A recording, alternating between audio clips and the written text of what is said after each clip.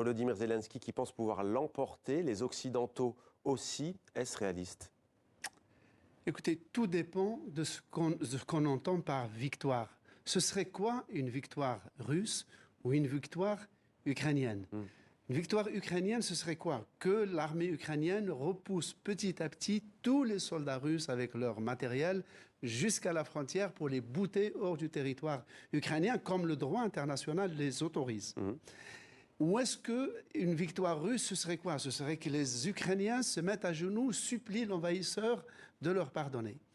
Eh bien, comme le dit le vieil adage latin Mohamed, il n'y a point de vainqueur sans l'aveu du vaincu.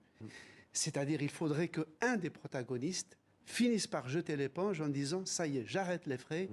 La négociation est plus rentable. Mais on n'en est moi. pas là. Où en est-on sur le terrain, Slimane? On n'en est pas là parce que ce n'est pas un match de boxe où seule une victoire au point ou un KO peut déterminer l'histoire.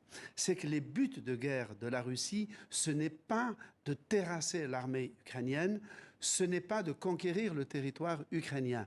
Les buts, ils les ont théorisés, conceptualisés, ça fait des années qu'ils s'y préparent, c'est de démantibuler l'État ukrainien, c'est-à-dire de casser sa cohésion institutionnelle, sa cohésion démographique. Il y a déjà 7-8 millions d'Ukrainiens, c'est-à-dire plus de 10% de la population qui est à l'étranger. C'est toute la classe moyenne qui est à l'extérieur.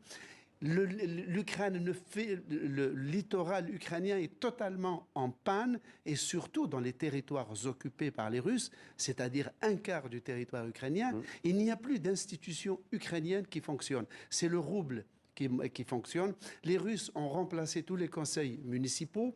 Les enfants ne vont pas cet été en vacances parce qu'ils doivent se mettre à étudier les manuels scolaires russes, parce que les Russes escomptent qu'à la rentrée, ils se mettraient dans le cursus scolaire russe. Bref, c'est un travail de sape. Il n'y a pas que la guerre. Il y a la guerre et il y a effectivement l'administration des territoires occupés. Et tous les enfants qui naissent dans les territoires occupés sont automatiquement la citoyenneté russe. Merci beaucoup.